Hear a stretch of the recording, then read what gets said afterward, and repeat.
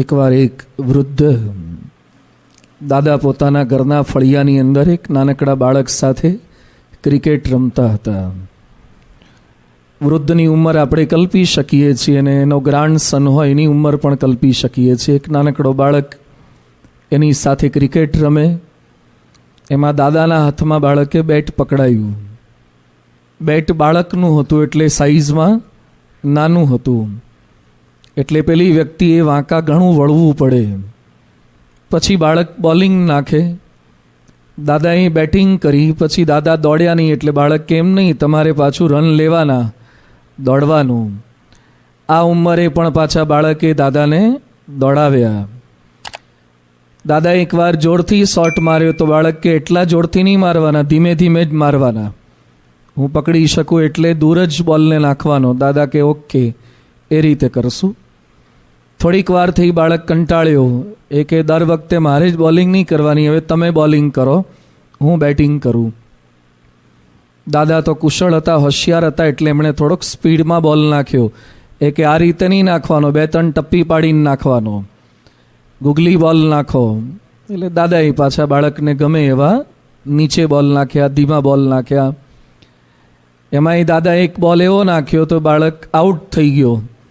તો બાળક કે એવું ના ચાલે, આવા બોલના તો નો બોલ છે. દાદા કે વાંધો નહીં, ફરથી બોલ નાખું. આખી રમત આપણે જોઈએ જેની અંદર દાદાએ શારીરિક બીડો વેઠવાનો છે. દાદાએ લોકલાજ, શરમ એ બધું જતું કરીને બાળકને રાજી કરવાનો છે. બાળક કે એટલી બોલિંગ કરવાની, બાળક કે એટલી બેટિંગ કરવાની, એ પ્રકારે જ બોલ નાખવાના. એટલે આપણા જેવા કોઈક ત્યાંથી પસાર થતા એણે પૂછ્યું કે તમને આ ઉંમરે પણ ક્રિકેટનો આટલો બધો શોખ છે?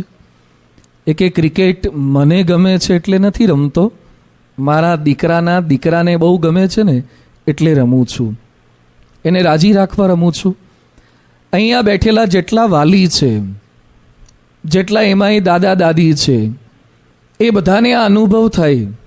કેટલી ક્રિયાઓ આપણને બિલકુલ ન ગમતી હોય છતાં પણ જેને આપણા પોતાના માન્યા છે એને રાજી રાખવા માટે કરવી પડે છે. હમણાં થોડાક સમય પહેલાં જ પ્રધાનમંત્રી નરેન્દ્રભાઈ મોદી રાજકોટ પધાર્યા હતા અને રોડ શો હતો. કેટલાય લોકોએ ભાજપની ઝંડીઓ લઈ લઈને અથવા તો નરેન્દ્ર મોદીના ચહેરા પોતાના ચહેરા પર ઢાંકીને એને રાજી રાખવા માટે કેવો પ્રયત્ન કરે છે. ઇન્ડિયા વર્સિસ પાકિસ્તાન કે ઓસ્ટ્રેલિયા કોઈની ક્રિકેટ મેચ હોય ત્યારે આપણે જોતા હોઈએ તો સ્ટેડિયમની અંદર પેવેલિયનમાં જેટલા બેઠા હોય ને એમાં કેટલાય ક્રિકેટના ચાહકો જાત જાતના ટેટૂઝ કરાવે છે, પોતાના ગાલ ઉપર તિરંગા એ રંગાવે છે. કેટલાક લોકો પોતાના વાળ, માથાના વાળની અંદર તિરંગા કરાવે છે, એ રીતે આખા કટ કરાવે છે, ટાલ કરાવીને એના ઉપર જાત જાતનું ભારત પ્રત્યેનો પ્રેમ બતાવે છે. જેના પ્રત્યે તમને પ્રેમ હોય, લાગણી હોય, એને રાજી કરવાની ભાવના રહે જ, અને એના માટે ન ગમતી ક્રિયાઓ પણ થઈ જ શકે. અહીં આપણે વાત સમજવાનો પ્રયાસ કરીએ છીએ.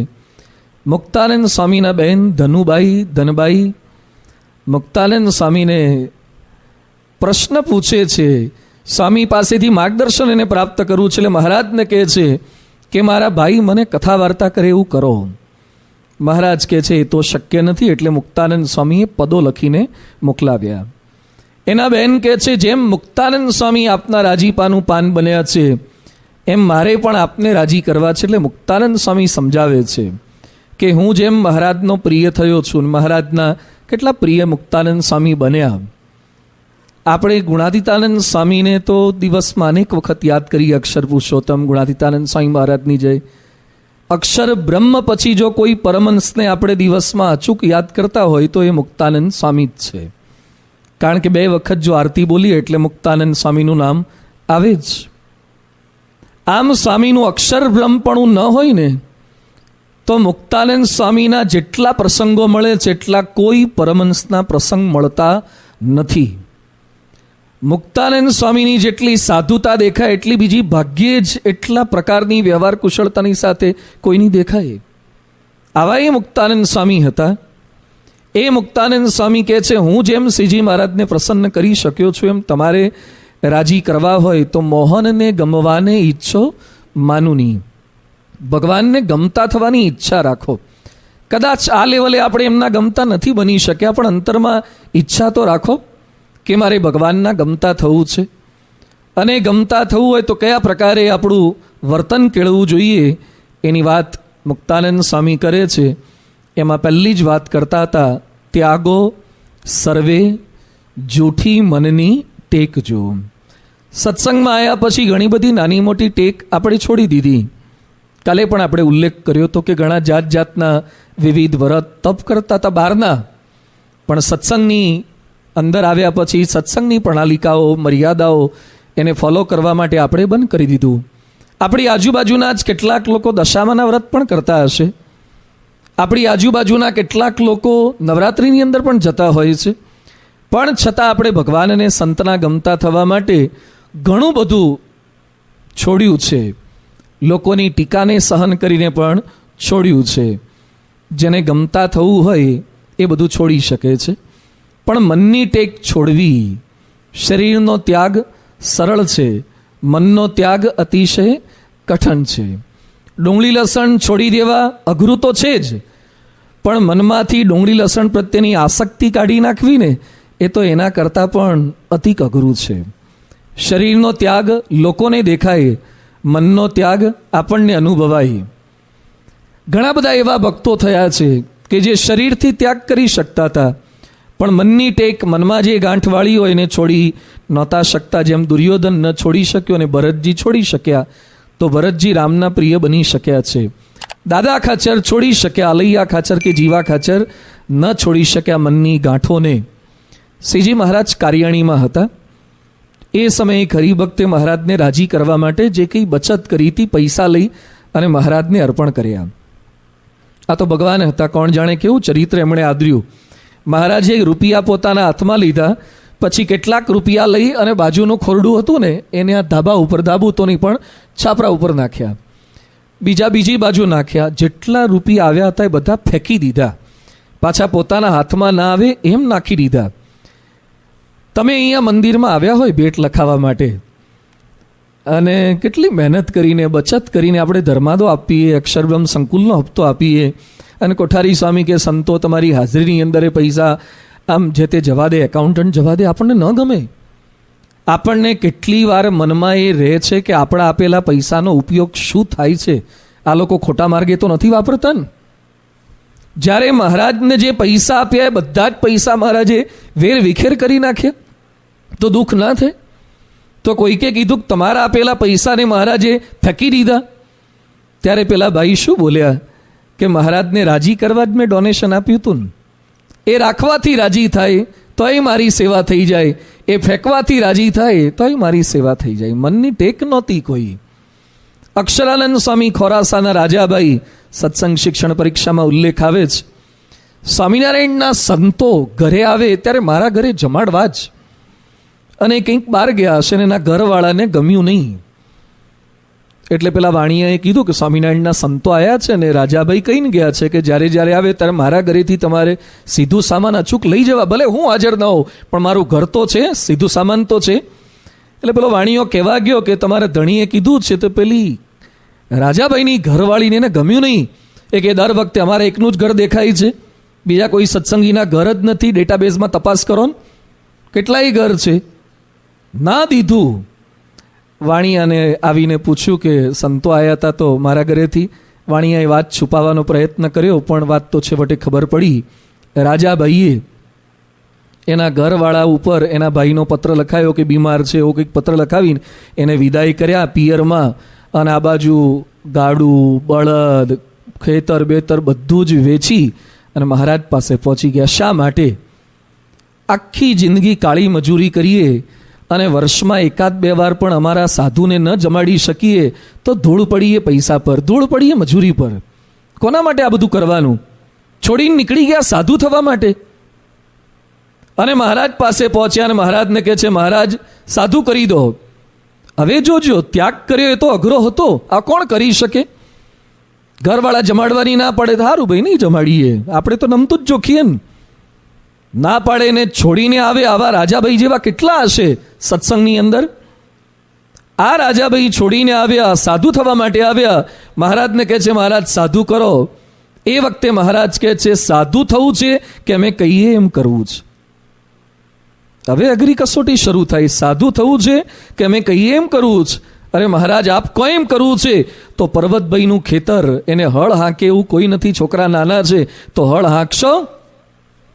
આપણને વિચારશું એક મહારાજ ઘેર ખેતર હતા, હળ હતા, બળદ હતા, બધું છોડીને આવ્યો છું, હવે કોકના ખેતરમાં હળ હાંકું? એક પ્રશ્ન કર્યો નથી, એક દલીલ કરી નથી. 13 વર્ષ સુધી મજૂર તરીકે રહ્યા છે. 13 વર્ષ સુધી. સાધુ થવા આવ્યા એને ખાલી 1.5 વર્ષ સાધકમાં રાખે ને, દીક્ષા ના આપે ને, મૂંઝવણો શરૂ થઈ જાય કે વાંક હશે, કેમ આગળ પાર્ષદમાં લીધા નહીં, અને પાર્ષદમાંથી સાધુમાં ના લે પાછી મૂંઝવણો શરૂ થાય. મનમાં અમે બધા એ થયા એટલે મનમાં માનસિકતા ફિટ હતી કે 1.5 વર્ષે સાધકમાંથી પાર્ષદ બને, 2 વર્ષે પાર્ષદમાંથી પાછા સાધુ કરે. સહેજ શેડ્યુલ વિખાઈ જાય ને શંકા થાય, કેટલાક ડગી જાય. 13 વર્ષ સુધી હળ હંકાવડાવ્યું છે, પછી અક્ષરાનંદ સ્વામી બનાવ્યા છે. પણ મનની કોઈ ટેક નહોતી. ત્યાગો સર્વે જૂઠી મનની ટેક જો. શાસ્ત્રીજી મહારાજના પેલા જોડના રામ રતનદાસ હતા. શાસ્ત્રીજી મહારાજ પાસે ચણારવીનની જોડ હતી, સારી હતી. પેલા પાસે ઝાંખી હતી, એટલે માગ કરે તમારા મને આપો, તમારા મને આપો. પણ એ સમયે પરંપરા હતી જે મંડળધારી હોય એની પાસે ચણારવીનની જોડ જોઈએ તો બાકીના સાધુ એની પાસે ટકી રહે. શાસ્ત્રીજી મહારાજ નહોતા આપતા, કારણ કે એમના ગુરુ થકી એને પ્રાપ્ત થયેલી હતી. આ કંઈ સામાન્ય પૈસાથી આપી શકાય એવી થોડી વસ્તુ છે, આ તો મહારાજના ચરણની છાપ છે. એટલે રામ રતનદાસે ભગતજીને કીધું કે યજ્ઞ પુરુષદાસને કોણ કે મારી પાસે ઝાંખા છે ને એની પાસે સારા છે તો મને બદલી આપે. ભગતજીએ એને રાજી કરવા માટે કયું કરે એવા શાસ્ત્રીજી મહારાજ હતા. પેલો તો માને એવો હતો નહીં. એટલે શાસ્ત્રીજી મહારાજને કીધું કે રામ રતનદાસને ઝાંખા છે તો તમારા ચણારવીનની જોડ બદલી આપો. હા કે બદલી આપો. જો રાજી કરવાતા, મનની ટેક નહોતી એટલે આપ્યા. તો પેલાએ શાસ્ત્રીજી મહારાજ પાસે જે સારી છાપ હતી એ લીધીને પછી પોતાની ઝાંખી આપવી જોઈએ ને, તો કે હવે મારે બે રાખવી છે, મારી એ ના આપું.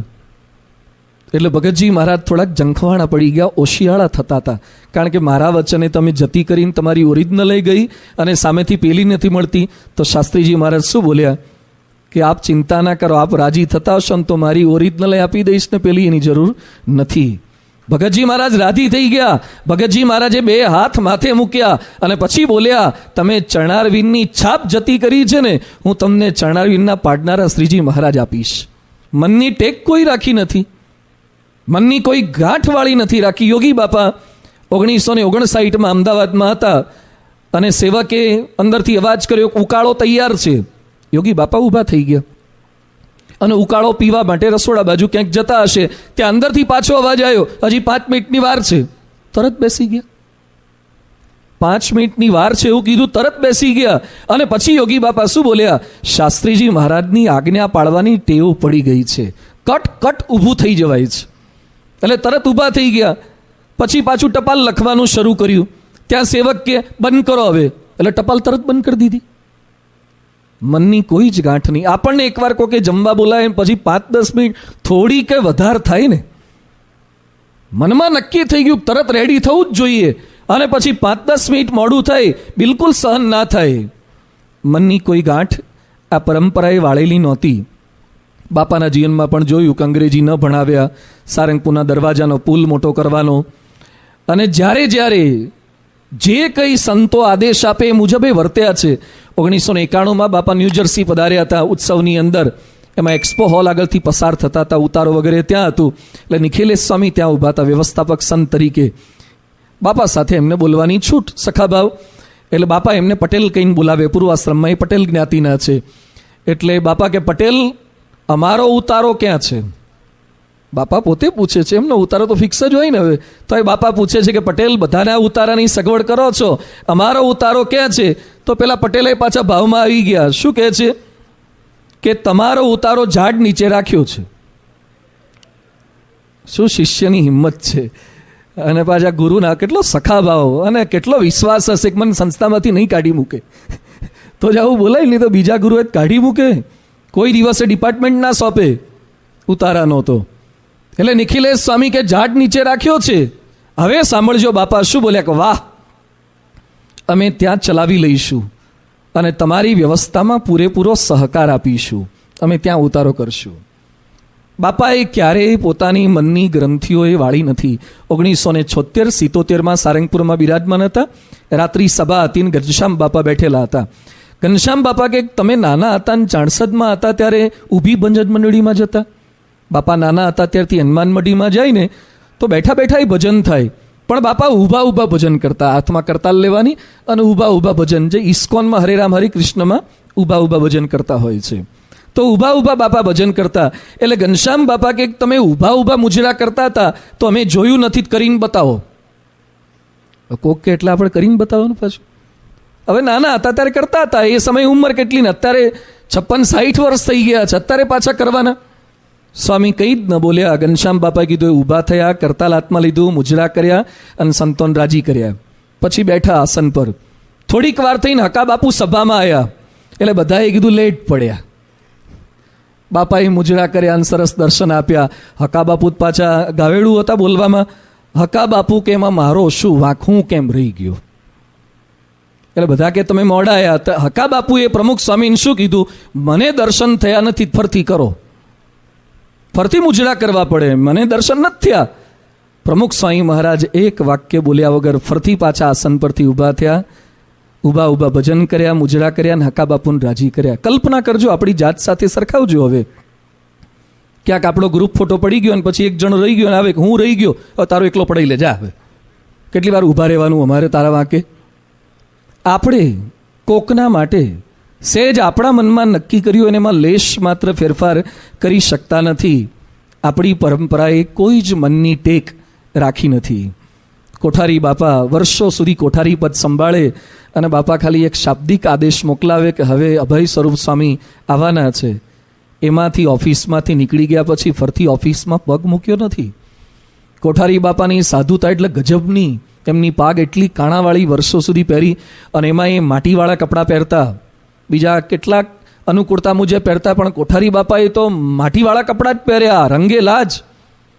હવે બધા જ સંતો માટે, આખા BAPSના તમામ સંતો માટે બાપાએ આદેશ આપ્યો કે હવે કંપનીમાં જ રંગેલા, કારણ કે માટી લાવવાની અઘરી પડે, માટી પાછી પાવડર ફોર્મમાં કરવાની, અને માટીવાળા કપડાં જૂના હરિભક્તોએ જોયું હોય ને તો સંતો જ્યારે જ્યારે રંગીન તમારા ઘેર આવે ને તો તમારા બધા જ લુગડાએ ચાદરોએ ભગવી ભગવી જ કરી નાખે.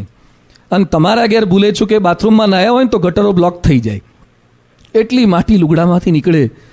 અને પાછી માટી 2-5 મહિના થાય એટલે ફરતી રંગવાની. એટલે બાપાએ આદેશ કર્યો કે હવે કંપનીમાં જ રંગાઈ દઈએ, જેથી હરિભક્તોના કપડાં ના બગડે, રંગવાની માથાકૂટ ના થાય. પણ સૌથી પહેલાં કોઠારી બાપાને પહેરાઈએ તો ખરા.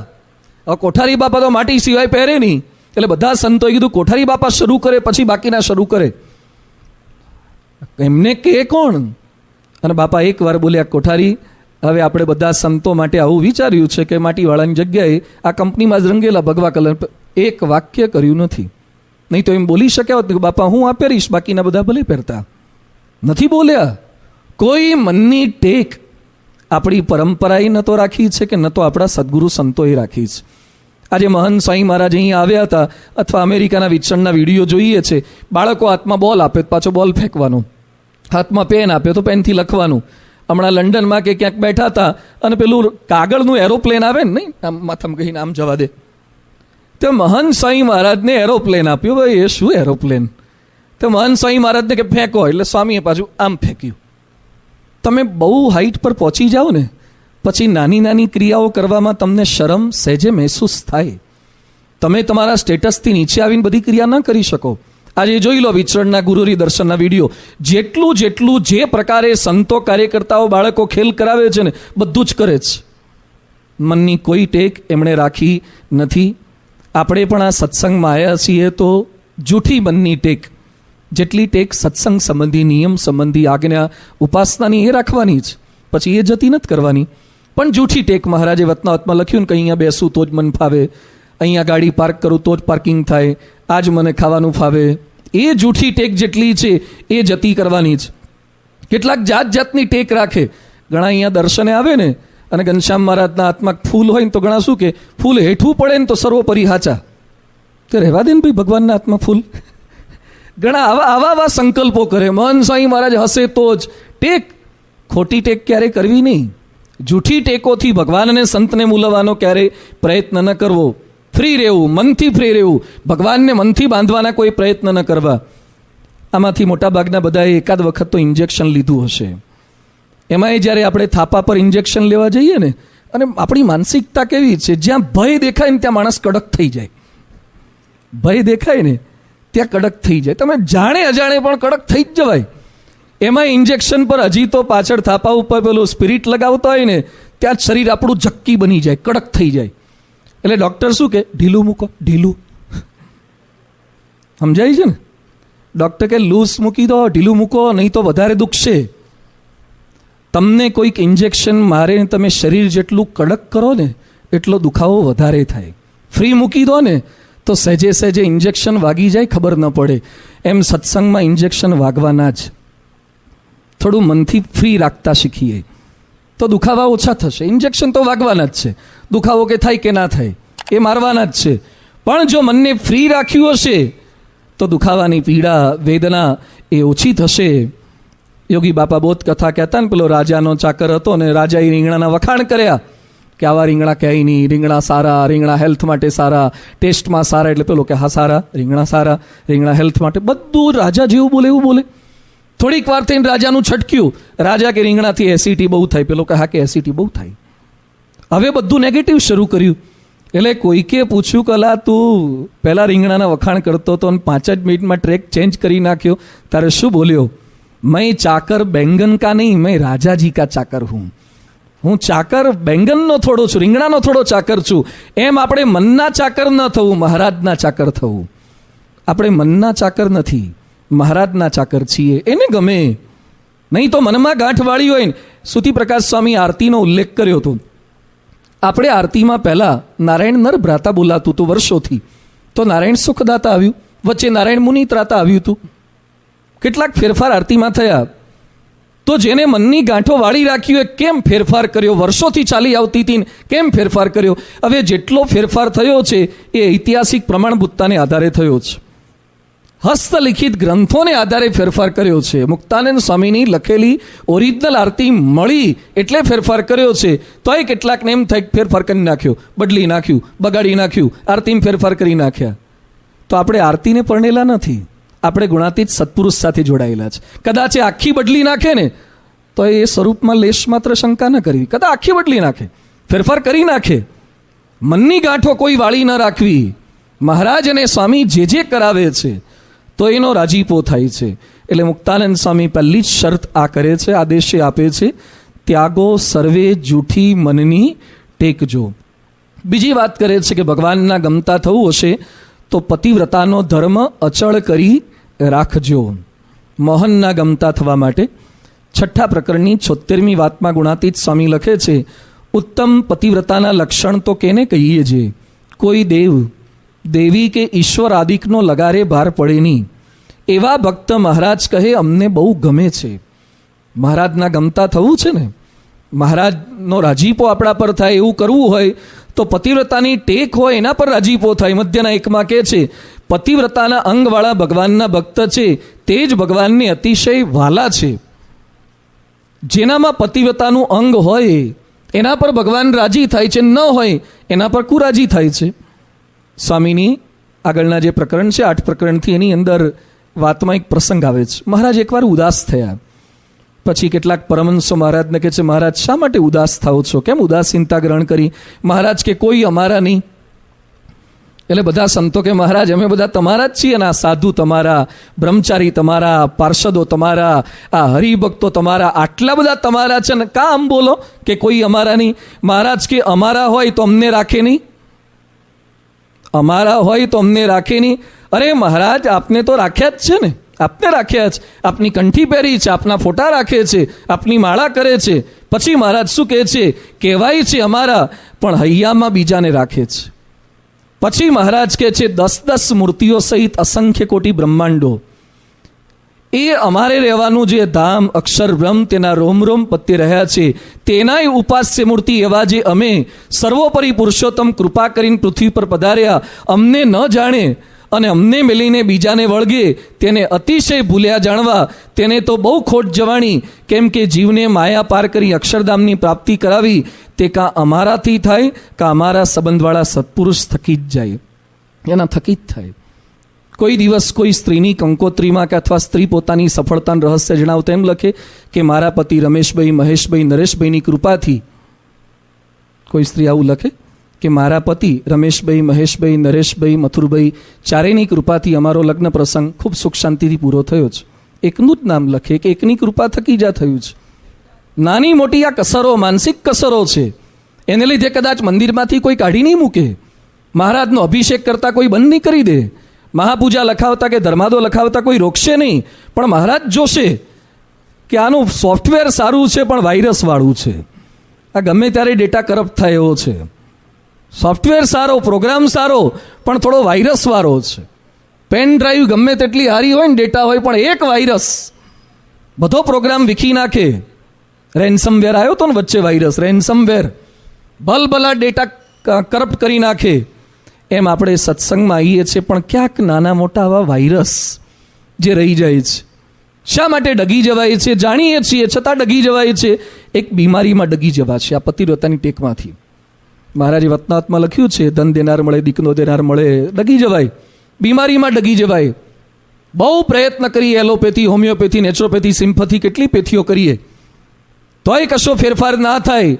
એટલે કોઈ કે ચાદર ચડાવો ને, ચાદર તો કામ થાય. કેટલાય હિન્દુઓ અજમેરની અંદર દરગાહ ઉપર ચાદર ચડાવવા માટે જાય છે. હિન્દુ હોવા છતાં પણ દરગાહ ઉપર ચાદરો કેમ ઓઢાડે છે? કારણ કે ક્યાંક માળા, પૂજા, પ્રદક્ષિણા કર્યા પછી પણ કામ નથી થયા, એટલે કોકના કહેવાથી દરગાહ ઉપર ચાદરો ઓઢાડવા માટે જાય છે. શા માટે ઉપાસના બદલાઈ? શા માટે ટેક ટળી? ક્યાંક ક્યાંક આપણે પણ કોકના કહેવાથી સંતાન ન થયા, IVF કરીને થાકી ગયા તો એ સંતાન ન થયા, અને કોઈ ક્યાંક ફલાણા બુવા છે, જ્યોતિષ્યને જોવે છે ને એનાથી કામ થાય છે. ડગાએ જેને પતિવ્રતાની ટેક છે, ડગતા નથી. દેતળના ગોપાલભાઈ હતા, એને લગ્ન થઈ ઘણા વર્ષ થયા છતાં સંતાન નહોતું, અને પછી એક જ્યોતિષ જેવો કંઈક બામણ જેવો ફરતો ફરતો આવ્યો હશે, અને પછી એને કંઈક આશીર્વાદ દીધા હશે, તો કાગનું બેસવું ડાળનું પડવું એના જેવું, અને એના ત્યાં સંતાનની પ્રાપ્તિ થઈ. થોડાક વર્ષ પછી એ ગોપાલભાઈ એના ઘરના ફળિયામાં ખાટલા પર છોકરાને ખોળામાં લઈને રમાડતા હતા, અને પેલો જ પાછો ફરતો ફરતો આવ્યો. એ કે લાવો હવા 100 રૂપિયાનો ધોતિયાનો જોટો. એ કે શેનો?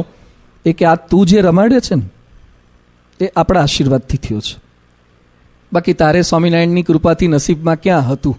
કેટલી માળા, પૂજા, મહાપૂજા, અભિષેક કરીને થાકી ગયો તો એ ક્યાં દીકરો હતો? એટલે ગોપાલભાઈએ જે રમાડતા હતા ને સીધો પેલાને ખોળામાં દીધો. પેલો કે મને ક્યાં દે?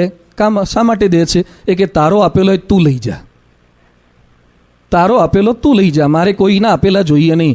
આ બોલવું સહેલું છે, કોકના પ્રસંગોમાં રાજી થવું સહેલું છે, પણ આપણા ત્યાં શેર માટીની ખોટ હોય, ડગી જવાય.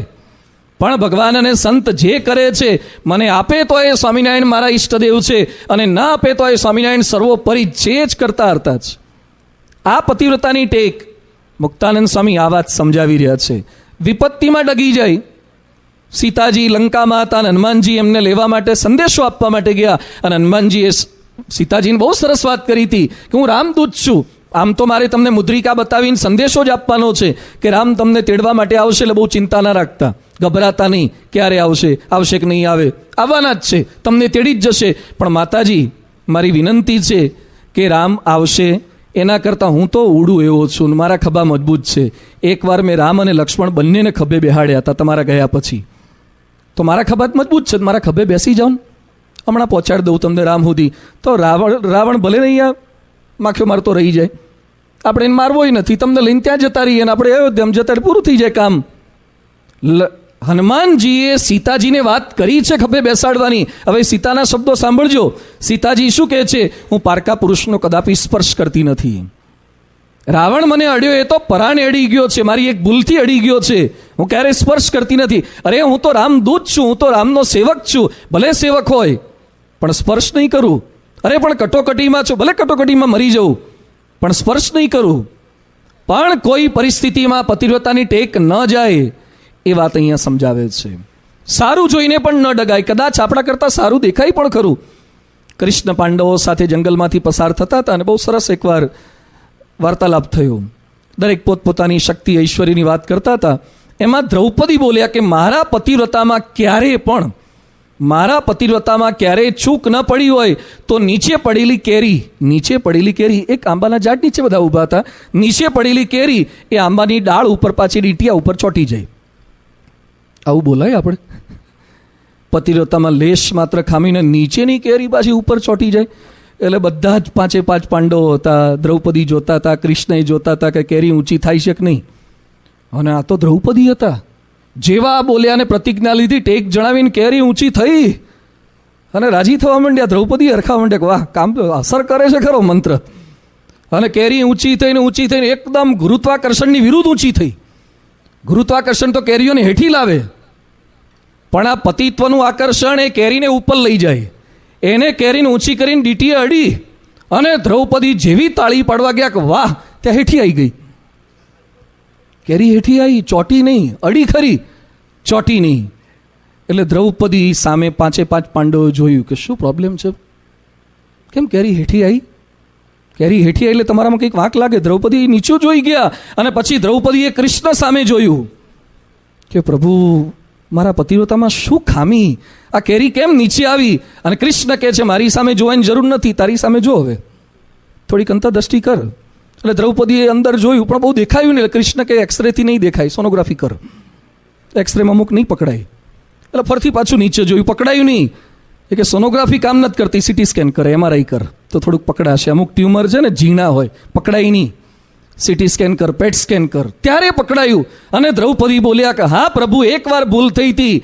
બધા જ પાંડવો સાથે અમે નીકળતા હતા અને એમાં કર્ણ એકવાર નદીમાં નહાતો હતો. કર્ણ બહુ રૂપાળો હતો, હેન્ડસમ હતો, અને નદીમાં સ્નાન કરતો હતો. એનું શરીર જોયા પછી મને એકવાર વિચાર આવી ગયો હતો. વિચાર કે જો કર્ણ પાંડવો સાથે ભેગો રહેતો હોત ને તો 5 પાંડવ મારા ધણી થયા ને કર્ણ છઠ્ઠો થઈ જાત. વિચાર આવ્યો તો.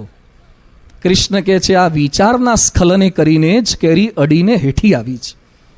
સારું દેખાય, આપણી સંસ્થામાં ઘણું સારું છે, પણ કદાચ આપણા કરતાં વધારે સ્વચ્છતા બીજે દેખાય, આપણા કરતાં શિસ્ત બીજે દેખાય, આપણા કરતાં હોસ્પિટાલિટી બીજે દેખાય હોઈ શકે. કેટલાક લોકોને એક જ વસ્તુ પર ફોકસ કર્યું હોય તો વધારે દેખાય. પણ યોગીજી મહારાજના સમયમાં એક સંત અવારનવાર આવી વાત યોગી બાપાને કર્યા કરે કે આપણા ત્યાં આવું છે અને ત્યાં બીજે સારું છે, ત્યાં બીજે આ સારું છે. પ્રમુખ સ્વામી એક વાક્ય હંમેશા શું બોલતા કે બીજે કદાચ આ સારું છે, તે સારું છે, પેલું સારું છે, પણ યોગી બાપા સારામાં સારા આપણી પાસે છે, એ બીજે ક્યાં છે? તો જેને બીજે બહુ સારું જોવાની ટેવ પડી ગઈ હતી ને, આપણું મૂકીને ગુણગ્રહણ ચોક્કસ કરવા, જેટલું એમાંથી શીખાય એટલું શીખવું, પણ સતત તમને અશાંતિ જ રહે કે આપણી સંસ્થા કરતાં બીજે જ બધું સારું છે ને આપણે ખોટું છે, તો અહીંયા પગ નહીં ટકે, અહીંયા નહીં રહી શકાય. પેલા સાધુ હતા છતાં છોડીને જવાનો વારો આવ્યો.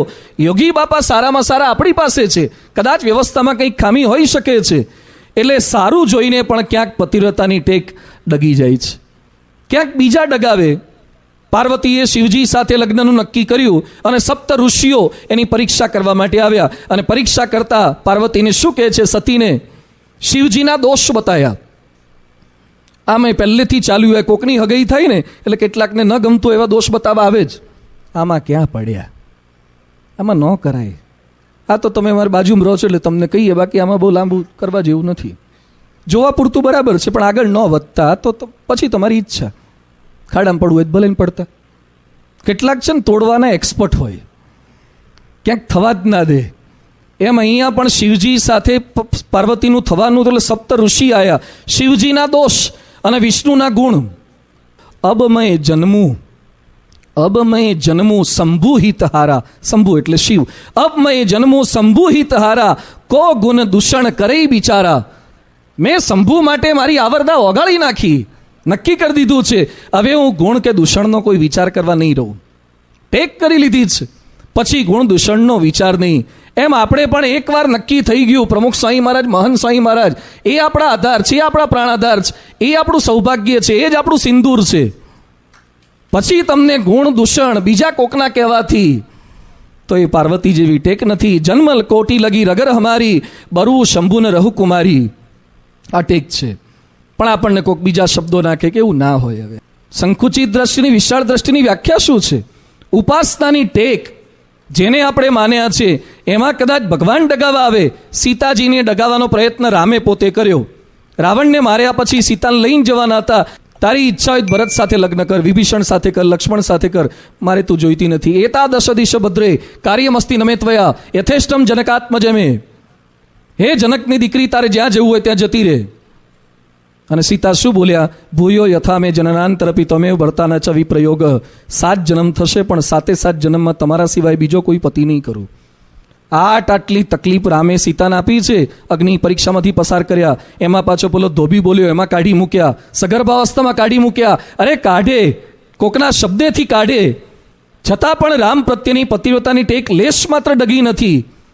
તો આપણે શા માટે કોકના શબ્દોથી ડગી જઈએ? આપણે શા માટે કોક સગાવાલાના શબ્દોથી આપણી ઉપાસના, આપણા ઘર મંદિર, આપણી એકાદશી કોકના શબ્દથી કેમ ડગી જાય? સ્વયં ભગવાન ડગાવા આવે. વિજાપુરના વજીબા, એને કોણ ડગાવા આવ્યું હતું? સ્વયં સ્વામિનારાયણ ભગવાન. ઐશ્વર્ય બતાવ્યું છે. કેવું ઐશ્વર્ય! અંદર ગાડલા, કઈ થપ્પીમાં કયું ગાડલું છે, ખાટલો ક્યાં છે, બોલી ગયા. આ તો આપણને કોઈક અંતર્યામી પણ વાળું બતાવવાવાળા મળતા નથી, ત્યાં સુધી હરખા છીએ. કોઈક ખાલી હાથ જોવા માંડે ને અને સહેજ તમારું ભૂતકાળનું ભવિષ્યનું થોડુંક બોલવા માંડે ને ડગી જવાય. થોડીક લાળ પડી જ જાય. અને એમાંય આ શ્રીજી મહારાજે તો બાવા સ્વરૂપ ધારણ કરીને આવ્યા હતા ને પીપળો કૂવાને અડીને તો પગ લાંબા કર્યા. પગ લાંબા કર્યા ને પીપળો હટ્યો. પીપળો હટે? મૂળ હતો, હટી ગયો.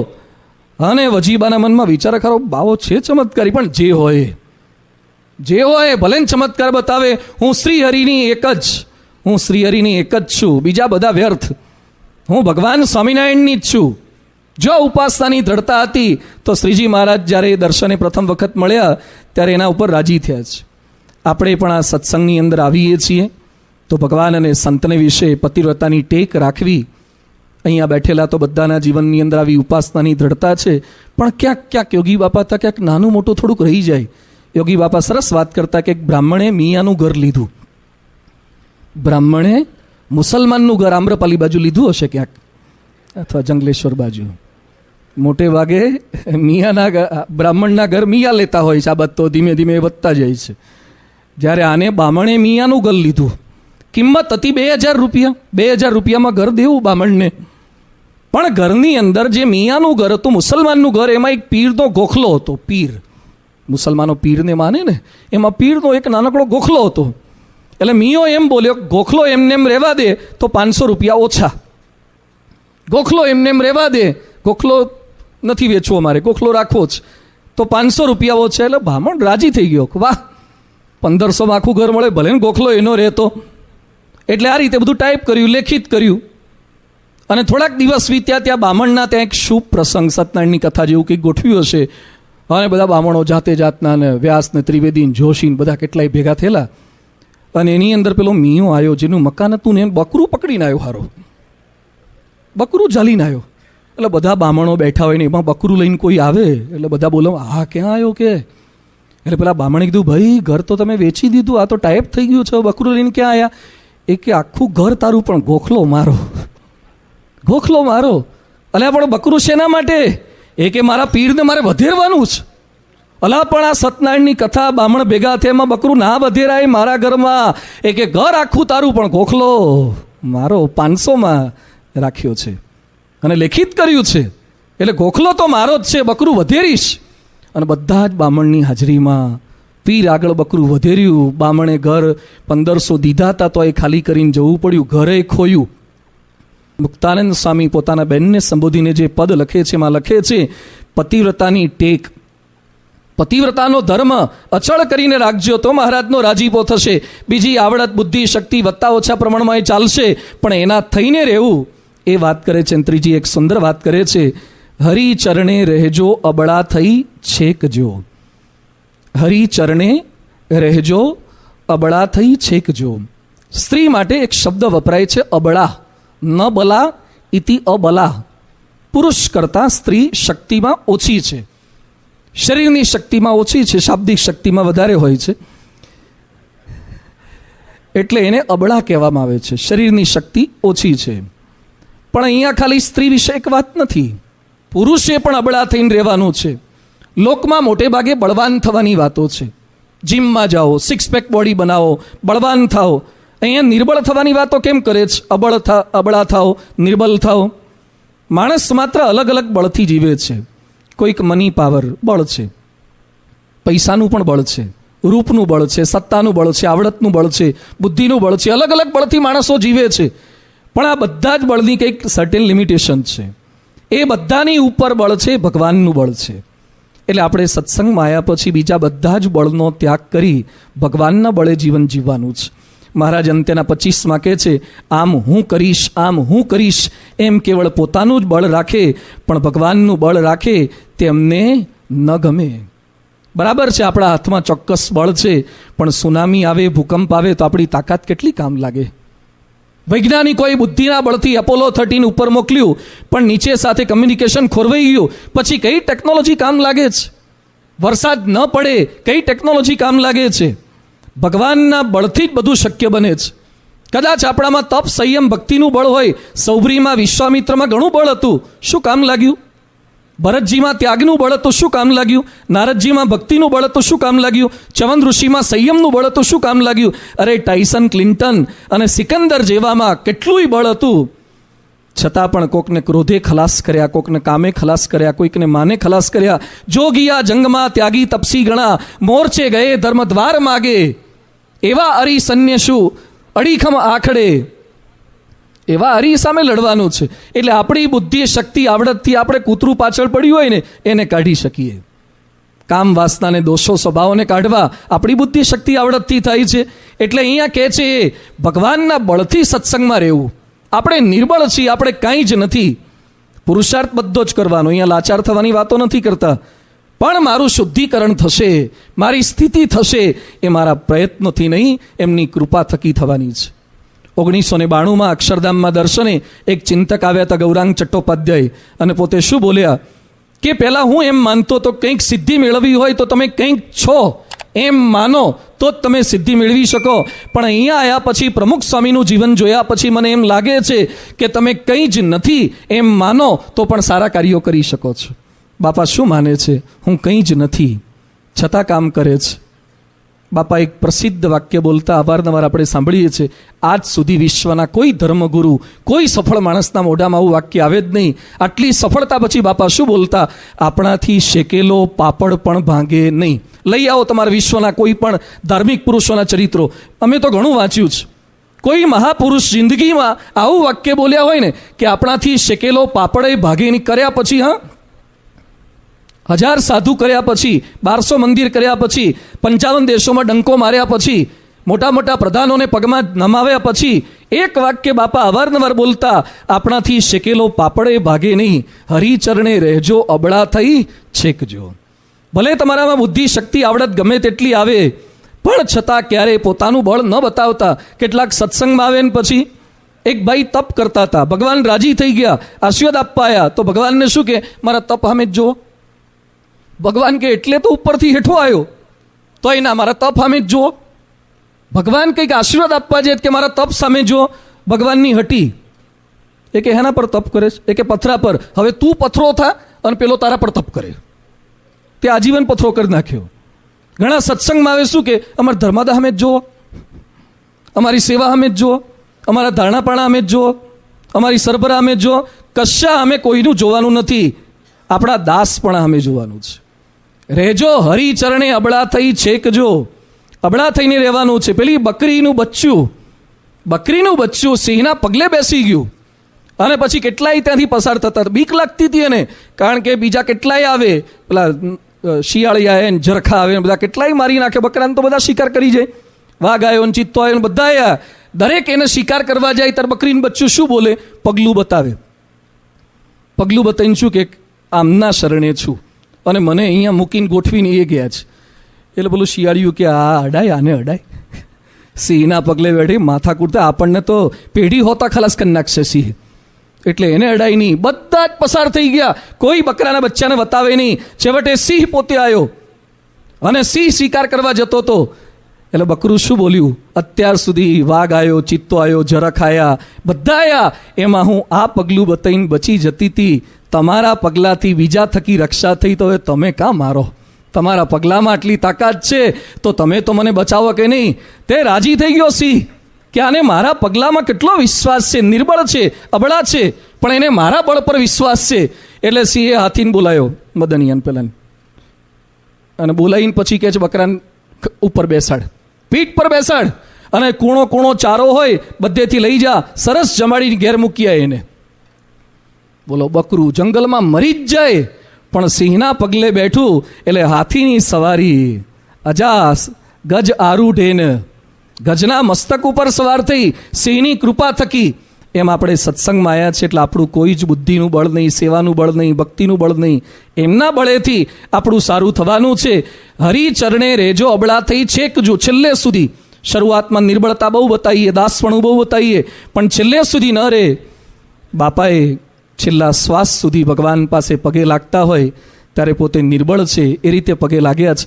આપણે નીલકંઠવણી પાસે અભિષેક કરીએ, ભગવાનને પગે લાગીએ ને, કેટલાક બહાર જોજો ભગવાનને પગે લાગે આમ આમ નમે, એક હાથ ખિસ્સામાં રાખે. કેટલાક નમે જોઈએ છે એક હાથ ખિસ્સામાં હોય અને એક હાથે આમ કરતા, કેટલાક તો બે ખિસ્સામાં રાખીને આમ આમ જોતા હોય છે. શું ભગવાનને તમે પગે લાગો છો? અને આપણી પ્રથા જોઈ લો, આપણા ત્યાં ગમે તેવો મોટો સાધુ હોય, ગમે તેવો હરિભગત હોય, દંડવત. મહાન સ્વામી મહારાજ પણ નીલકંઠવણીના દર્શને જાય, દંડવત. કશું જ નથી આપણે બુદ્ધિ શક્તિ. અરે લાખો માણસ તમને માનતા હોય, અહીંયા તો તમે લાકડા જેવા છો, અહીંયા તો તમે દંડ જેવા છો, કશું જ નહીં. એટલે આપણી પ્રથા કેટલી સરસ શીખવાડે છે. ભગવાન આગળ જઈએ તો પણ કશું જ આપણું બળ નહીં રાખવાનું, આજીજી જ કરવાની, ગદગદ કંઠે. મારામાં કોઈ બળ નથી, બુદ્ધિ નથી, શક્તિ નથી, આવડત નથી, તમારા બળે જ મને પાર પાડજો.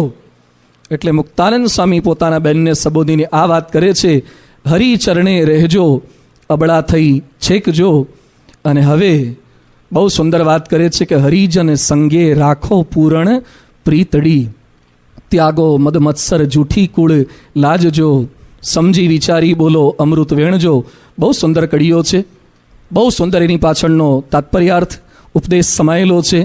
આપણે ભગવાન સાથે પ્રીતિ રાખી શકીએ છીએ, પણ મુક્તાનંદ સ્વામી કહે છે ભગવાનના ગમતા થવું હોય ને તો ખાલી ભગવાન સાથે પ્રીતિ નથી રાખવાની, ભગવાનને જે ગમે છે એવા સંતો અને હરિભક્તો સાથે પણ પ્રીતિ રાખવાની છે. કયા પ્રકારની પ્રીતડી રાખવાની છે, કયા પ્રકારની ફ્રેન્ડશીપ રાખવાની છે. હમણાં ફ્રેન્ડશીપ ડે ગયો ને, કંઈક ફ્રેન્ડશીપ બેલ્ટ આવે છે. ઘણા લોકોને હવે રાખડી કરતાં બેલ્ટમાં બહુ રસ પડવા માંડ્યો છે. એટલે ભગવાનના સંતો ભક્તો સાથે કયા પ્રકારની પ્રીતિ કરવાની છે, કયા પ્રકારનું એટેચમેન્ટ કરવાનું છે, એની વાતો જે મુક્તાનંદ સ્વામી લખી છે એને આવતીકાલે પારાયણની અંદર સમજીશું. શ્રી સ્વામિનારાયણ ભગવાનની જય.